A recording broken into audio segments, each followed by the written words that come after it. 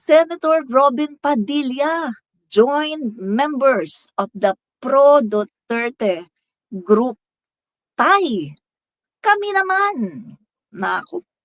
As they filed a petition before the Supreme Court in Manila on Wednesday, March 11, 2026.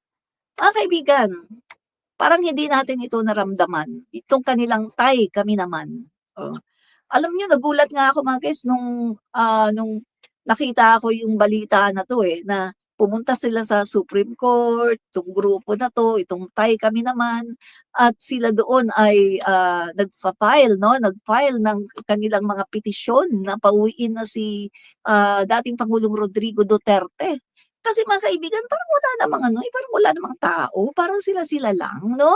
So, the group is seeking the return of former President Rodrigo Duterte to the Philippines from the detention at the International Criminal Court in The Hague, Netherlands. Yan po mga kaibigan. So, ang gusto nila mga kaibigan, nag-file sila ng petition para ang Korte Suprema ay magdesisyon, maglabas ng kanilang desisyon na gusto nilang mapauwi, no? Mapauwi si dating Pangulong Duterte sa Pilipinas, no? The group is seeking the return of former President Rodrigo Duterte to the Philippines from the detention at the International Criminal Court in The Hague. So mga kaibigan, segue lang tayo ha. Related naman ito sa ating topic. Nabasa ko yung sinasabi ni Vice President Sara Duterte. Ang sabi niya, hindi daw matatanggal ang galit ng mga Pilipino hanggat hindi daw napapauwi ang dating Pangulong Duterte. Sabi niya, hindi matitigil or hindi mawawala ang galit ng bayan. Hello, baka kayo lang ang galit kasi maraming mga tao ang natutuwa sa pagkakakulong ni dating Pangulong Rodrigo Duterte. Marami ang mga tao, ang mga Pilipino ang natutuwa dahil siya ay nakakulong sa The Hague. Kasi mga kaibigan, eto sasabihin ko sa inyo ha. To. Si dating Pangulong Duterte, binigyan siya ng due process. Nagkasala siya, di ba? Crime against humanity. Ang daming mga namatay sa kanyang war on drugs. Oh. Guys, kung babasahin ninyo yung report mismo ng Office of the President, 2017, mga kaibigan, Office of the President yan ipinagmalaki nila ang kanilang war on drugs accomplishments. At alam niyo ba kung kukwentahin niyo mga kaibigan, yung mga natsugi, lahat kasama na yung homicide, kasama na yung operation ng mga pulis, kung kukwentahin niyo mga kaibigan, yun lang umaabot na siya sa 20K. Isang taon lang yun, no? Isang taon lang yun, take note mga kaibigan. Accomplishment report lang yun, isang taon. Ganon na kadami. Kaya nga mga kaibigan, no, kung babalikan natin yung sinasabi ni Attorney Fortune, no? Attorney Fortune, yung nagtitingin no doon sa mga bangkay ng mga EJK victims. Ang sabi niya mga kaibigan, ganito. Ang sabi niya guys, lalaki pa ang numero ng mga EJK victims. Kung talagang susuriin, no, yung mga medical legal, susuriin yung mga bangkay, no, kasi kahit na matagal na yan, mga kaibigan, na bangkay ay merong merong sensya, no, na pwede pa yan nasuriin at master diyan si Attorney Fortune, mga kaibigan, no? So, ang sabi niya, Dr. Fortune, Dr. Fortune, mga kaibigan, no? So, master siya dyan, mga kaibigan. At sabi niya, kung susuriin talaga yung mga bangkay, lalabas na mas marami pa ang mga biktima ng AJK. Kasi katulad na lang nung, COVID-19, 'di ba? COVID-19, ang dami ng mga natsugi. Anong sabi? Oh, COVID daw, namatay daw sa COVID. Pero pero nung tiningnan ang bangkay, merong butas ang ulo, merong tama ng bala sa tagiliran, merong, tama ng bala sa likuran, sa may puso. Kaya po ito'y sinasabi ni Dr. Fortune, mga kababayan, na mas lalaki pa, 'no, yung numero ng mga biktima ng war on drugs ni dating Pangulong Duterte. At take note, mga kababayan, 3 years old na bata, biktima. 7 years old, 9 years old, napakaraming mga bata ang biktima. O maibabalik mo ba ang mga buhay nila? Hindi. Sabi ko nga kahit makulong pa at mabulok sa kulungan si dating Pangulong Duterte, hindi na maibabalik ang mga batang yan at hindi sila makakakuha ng hustisya. Para sa akin mga kaibigan, kahit makulong pa si dating Pangulong Duterte, hindi hustisya yan. Bakit? Kasi para sa akin ang hustisya, isa lang. Pabalikin mo ang buhay ng mga batang yan. Yun ang hustisya para sa akin. Pero kung sasabihin mo na makukulong lang si dating Pangulong Duterte, hindi yan hustisya. Hindi justice yan guys, no? Kaya nga dapat matuwa na lang, no? Matuwa na lang itong mga DDS at itong mga Duterte supporters at sina Sara Duterte at ang kanyang pamilya. Matuwa na lang kayo dahil idinaan sa due process si dating Pangulong Duterte. At least nakikita niyo pa siya. At least nadadalaw niyo pa siya, nahahawakan, mayayakap niyo siya, makikiss niyo siya. At kung wala naman kayong, pera para makapunta ng dahig, matatawagan niyo siya. Pero yung mga namatay, mga bata na nawalan ng mga ambisyon sa buhay dahil wala na, tsugi na lahat. Malay mo yung isa sa mga batang yan maging presidente ng Pilipinas, pero tsinugi lang, 'di ba? Collateral damage. So kung titingnan natin, magpasalamat kayo dahil hindi tinegi si dating Pangulong Duterte. Binigyan siya ng due process. Oh, magpasalamat kayo, 'di ba?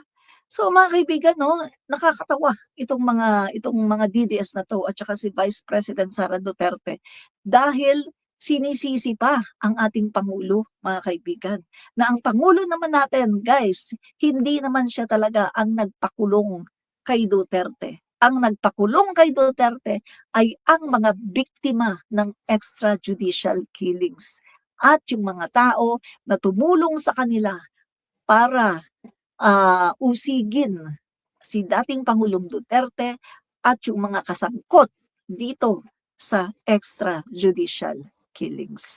'Di ba? Kaya eto si Robin Padilla, hello, wala nang sasama sa inyo. Oh, pumunta kayo sa Supreme Court noong March 11, kaunti lang kayo dahil mas marami sa mga Pilipino ngayon ang talagang natutuwa na si dating Pangulong Duterte ay nakakulong sa dahig. Real talk lang tayo walang personalan. Real talk lang. So guys, ang susunod po nating topic ay patungkol po dito sa agriculture. Yan. Ayon po sa Department of Agriculture, mga kaibigan, ay makatutulong sa mga magsasaka at mangingisda ang mangingisdang apektado ng taas presyo produktong petrolyo ang makukuhang, sandali, ulitin. Ayon sa Department of Agriculture, makakatulong sa mga magsasaka at mangingisdang apektado ng taas presyo produktong petrolyo ang makukuhang pondo mula sa Presidential Assistance to Farmers and Fish Folks. Wow, ang ganda nito, no? So, mga kaibigan, no, Agri-debt eyes topping 10 billion. Presidential funds for farmers. Fish Fox to augment fuel subsidy. Mga kaibigan, ang pagkakaalam ko 'no, yung ating mga mangingisda ay binibigyan sila ng ayuda, 'no, yung ating mga mangingisda, yung ating mga, magsasaka 'no, natatandaan niyo yung ginagawa ng Philippine Coast Guard, ng ating, Philippine Coast Guard, na pumapalaot sila pagkatapos pumupunta sila doon sa, mga mangingisda 'no, at pagkatapos nagdadala sila doon ng mga gasolina 'no. Pero bukod pa hindi lang gasolina, nagbibigay pa sila ng mga goods 'no, na mga pagkain. So, ginagawa ito ng ating, Philippine Coast Guard siyempre, pati ng, BFAR 'no, ah, pag-uutos ito ng ating pangulo at ngayon naman ay talagang, paglalaanan ito 'no ng pondo. 10 billion presidential funds for farmers at saka Fisher Fox to augment fuel subsidy, 'yan. So, ngayon mga kaibigan, bibigyan na talaga sila ng talagang subsidy 'no, para sa fuel. Kung dati ay hinahatiran sila do'n 'no, sa kanilang mga bangka, ngayon ay talagang bibigyan na sila ng fuel subsidy, 'yan. Ang ganda 'di ba, ang pangulo natin ay, hindi siya ano guys, hindi siya, ah, katulad ng dating Pangulong Duterte 'no, na pabaya. Ang pangulo natin ay hindi po pabaya. Hindi siya katulad ng dating Pangulong Duterte na pabaya.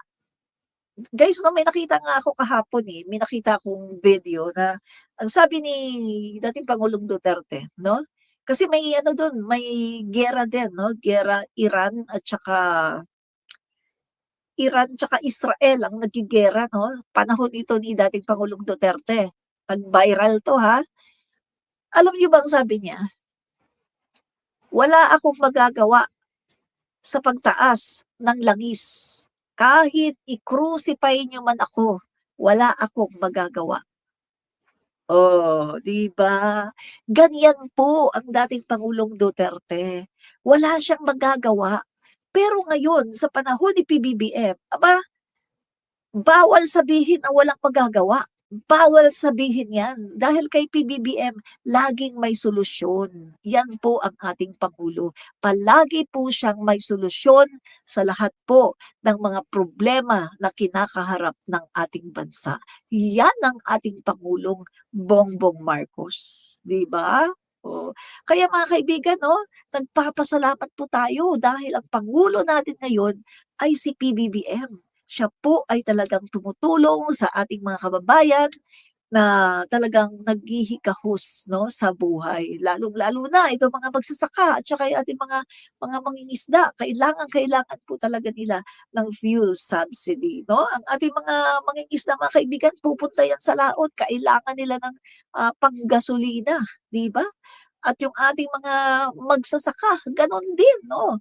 O gagamit sila ng mga kanilang mga makinarya na kailangan din ang gasolina 'no, mga traktora, et cetera. So, kailangan din nila 'yan, mga kaibigan 'no. So, nagpapasalamat po tayo sa ating pangulo 'no.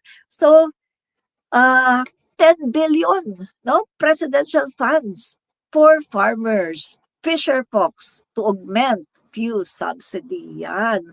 Para po maampatan 'no, yung, pangangailangan 'no, na nahihirapan po ang ating mga fisher folks at ang ating mga mangingisda, ang magsasaka 'no, fisher folks at saka, mga magsasaka. Ayan, nalito. Fisher folks yun na nga yung mga sa mga mangingisda, 'no. So, at saka magsasaka din po.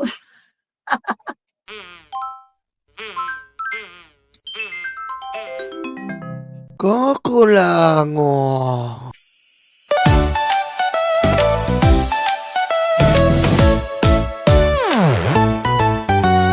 Tanggap, tanggap, luga, yuga, DDS, DDS. Dating yung ay karton, dating yung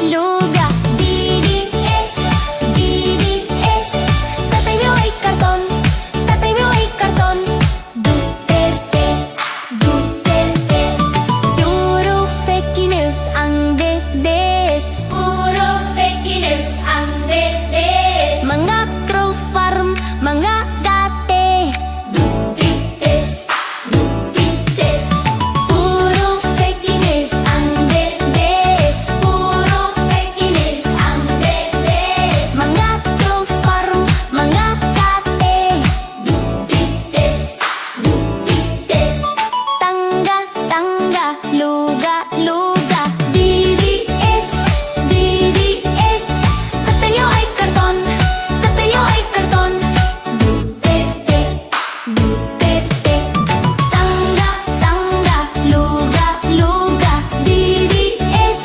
DDS Tatayo ay karton, tatayo ay karton Duterte, Duterte Ayan na sila, ayan na sila Malita na peke, malita na peke